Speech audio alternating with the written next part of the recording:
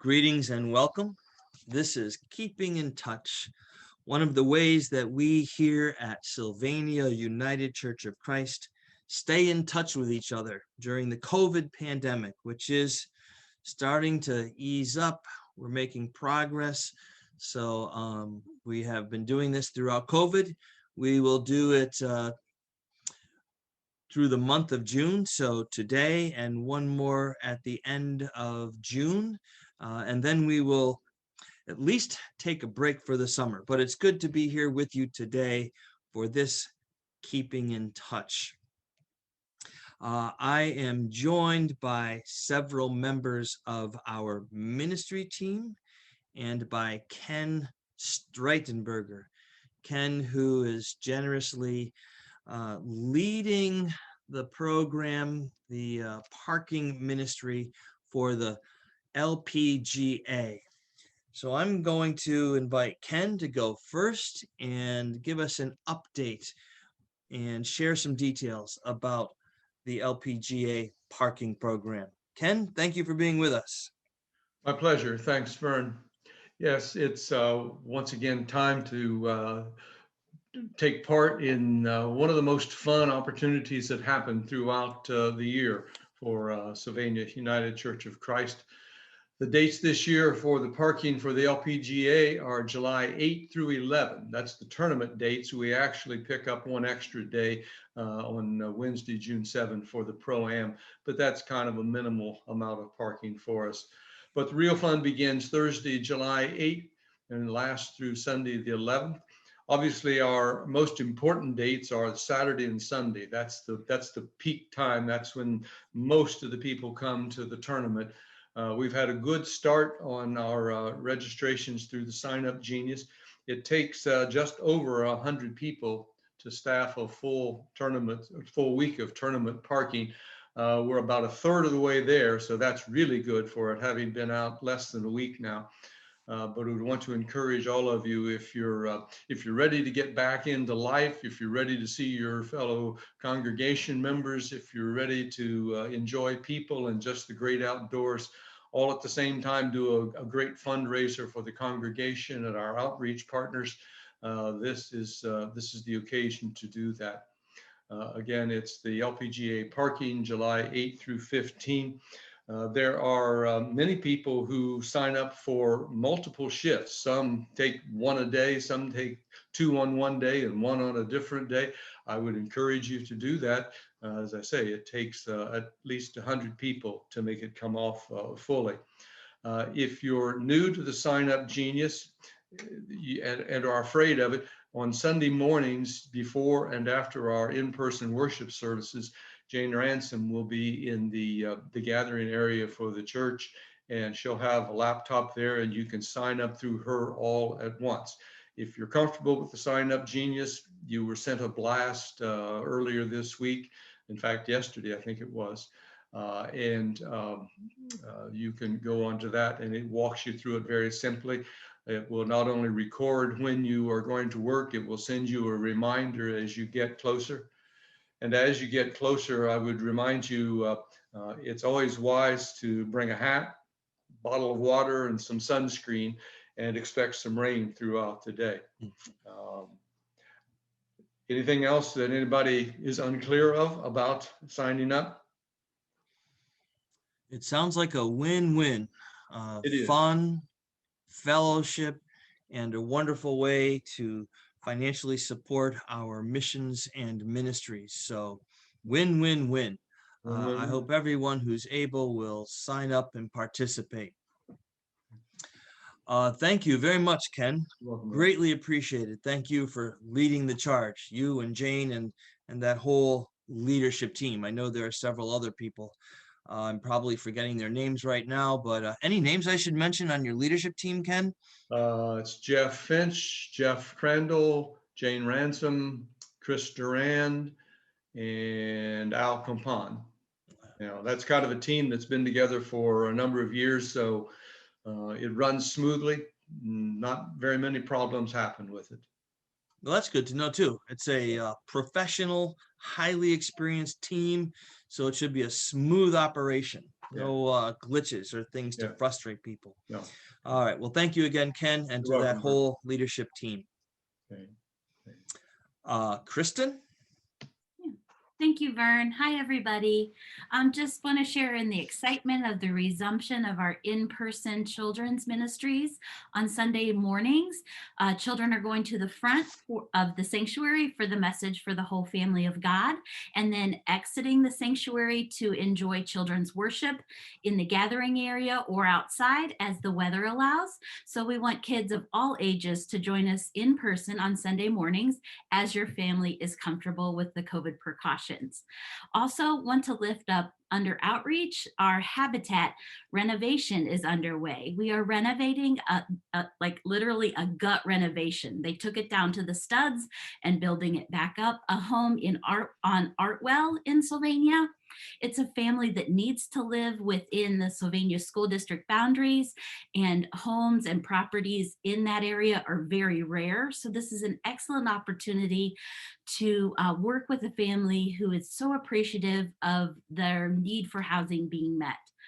So if you'd like to participate in helping with that, there'll be painting, drywalling, landscaping, siding, lots of different skill sets. So please reach out and I'll get you plugged in to volunteer. Thank you. I would just go back to the joy of having not only the children in worship, but for the first time, if I'm correct, in over a year, that they were able to come forward to the chancel area for the message for the whole family of God. To have 10 children sitting up there in front with Janet, that was just absolutely wonderful after not having that for over a year. It really does feel like we are getting back to something of a new normal. The other thing I would lift up for the kids is the logo contest. My guess is not too many children between the ages of birth and 12 are listening to this. Probably not too many teenagers either, but hopefully some parents and mentors, maybe grandparents, please remind your children that we'd love to have their logo submission. We want to get the perspective of children and youth. Thank you again, Kristen. And now on to Mary, Pastor Mary. Yes, so two things this weekend. One is Graduate Recognition Sunday. So we will be recognizing our graduates, both high school and college age. I've reached most of them, but if somehow I've missed you, please feel free to contact me as soon as possible. The other thing is we are going to have our bike ride with the pastor Sunday afternoon at 3. So this is open to all youth. The confirmands kind of lead the pack on that, but we invite all youth and bring your friend if you'd like, and you'll ride with Pastor Vern and I. I believe we're going to start at Wildwood, so I'll get more specifics out. So if you want more information, just send me an email or a text and I'll get right back to you. Thanks, Mary. When you say all youth, what ages would that be, or grades? Typically that's 7th grade through high school, in the way we divide it at church. And that would include rising 7th graders. Okay. The last bike ride was absolutely wonderful, being there with all the young people biking through, I think it was Pace Setter, and then having food and fellowship at one of the pavilions. I'm looking forward to doing that again. So thank you for organizing that, Mary. Diane? Yes, well, as the interim administrative assistant, I'm noticing that there are some occasions which would welcome opportunities for potential volunteers to come in and get together and have a good time over such things as filling envelopes full of papers of various sorts to send out to people who aren't able to get information through our electronic means. And there might be some other opportunities to volunteer. So if you would find that a part of your realm of ways you want to give back to the church and a part of your sense of stewardship of your gifts and skills and interests, and would like to volunteer from time to time, I'm going to put together a list of names, and then I may call upon you from time to time and ask, are you able to come into the office and do X, Y, or Z?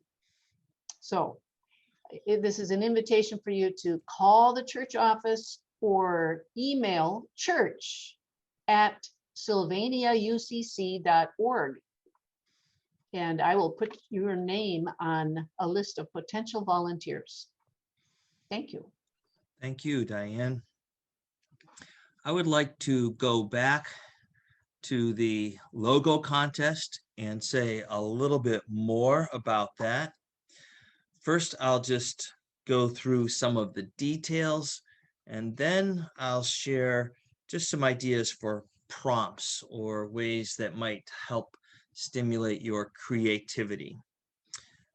Details: all ages are invited to participate. There are 3 age groupings: children up to 12, youth 13 through 19, and adults 20 and older. Submissions can be dropped off at church or emailed to the church through Friday, June 18th. Friday, June 18th. So another approximately week and a half. They'll be displayed in the gathering area. We already have at least one submission. So when people come into church during the week or on Sunday morning before worship, they can take a look at what is being submitted. I think on Sunday the 20th, or maybe it's a different way, but we will have this kind of voting process where everyone can indicate their favorites, and that's how we'll choose the submissions that we'll use for our logo. Being a church, it's not really about competition. It's about collaboration, creativity, and working together. We'll share submissions that we hope to use in different ways at the mid-year meeting on June 27th. So just a couple of questions that might be prompts as you think about a logo. What does growing forward in faith mean to you? Since this is a logo contest, maybe I should make it more visual. What might a growing forward in faith logo look like? What do you see? What might it look like for our congregation? And how might it make a difference for individual people and for the world around us? What might that feel like? What might that look like? Whatever works to just get your visual senses thinking. And I'm excited to say that I have here the first submission that I'm aware of. I'm going to hold this up. I think it can be seen. Can that be seen? So I can't see my screen, but I can see Yes. Diane. So Yes. Diane, am I holding that in a way people can see it? Oh, pull it back again. And How's lift it up a little bit. Perfect. Yeah, perfect. That's absolutely beautiful. I share that with you just to give you an idea for the possibilities. So we hope to get more of those. I won't say who this is from or what age, but just as I'm looking for it, I see a heart. I see there's a movement with this plant, and there's roots. That makes me think of being rooted in faith, the whole growing concept. Actually, I just realized that. I should have realized that before. And then there's this forward motion, the word faith. The T is a cross, which symbolizes our Christian faith. And then a beautiful bird flying forward. I don't know if it's a dove or some other kind of bird, but let me show this again, just so people can see it. We invite you to respond and create whatever you feel called to create, whatever you feel inspired to create. Just to reiterate, to remind people, our mid-year meeting is Sunday, June 27th, right after worship. That will be in person and via Zoom. And this coming Sunday, June 13th, right after worship also, we'll have, you could call it a discussion forum, a listening session might be a better term, but just an opportunity for people to ask questions and share thoughts, ideas, and insights before the mid-year meeting on the 27th. We have a cabinet meeting the next day, so there will be time for us not only to listen, but to take what we hear and process that as the church cabinet, the central kind of leadership body, and think through what we hear from our congregation. To me, including people in this process is of utmost importance. So I hope everyone who is able will attend both of those. I'd like to close just by sharing that there is a new book out by Richard Rohr. It's called The Wisdom Pattern. And I think he may be taking some material from a previous lecture, but the book is new and it's come out after COVID, after the beginning of COVID, because we're not finished with it yet, but he talks about how to make sense of not only COVID, but a lot of the challenges that we're experiencing in our world. And I'm going to read just one paragraph, not even the whole paragraph, but for anyone who's trying to make some sense or find some hope in these challenging times, here's one offering that I would share. In the introduction, Rohr writes, in the 2 decades since 9/11, we have seen additional fractures develop in American society and around the world, along with global threats such as the COVID-19 pandemic. Patriotism has become divisive rather than inclusive. The surge in church attendance is a distant memory, and smaller churches are further challenged as worship has moved online through months of social distancing. There is much less belief in the possibility of a common life than there was in the months after 9/11, although sheltering in place is bringing out a few hopeful signs, such as balcony sing-alongs and spontaneous online gatherings. It's clear that America is not the only country struggling with these issues. Last sentence that I'll read. More than anything else, I believe we are facing a crisis of meaning. And then Rohr goes on to explore this pattern, this what he calls wisdom pattern, where he finds meaning. There's 3 basic stages to the pattern: order, disorder, which is where we are now in many ways, and reorder. So Richard Rohr, the wisdom pattern, just a recommendation for anyone who likes to read and wants to read in the context of the world in which you live right now. So that is everything that I have. Want to make sure we got everything. Kristen, Diane, Ken, anything I might have missed? Okay. And I will close with a prayer from Richard Rohr. Loving God, you fill all things with a fullness and hope that we can never comprehend. We thank you for leading us into a time when more of reality is being unveiled for us all to see. We pray that you will take away our natural temptation for cynicism, denial, fear, and despair. Help us to have the courage to awaken to greater truth, greater humility, and greater care for one another. May we place our hope in what matters and what lasts, trusting in your eternal presence and love. Listen to our heart's longings for the healing of our suffering world. Knowing God, good God, you are hearing us better than we are speaking. We offer these prayers in all of your holy names. Amen.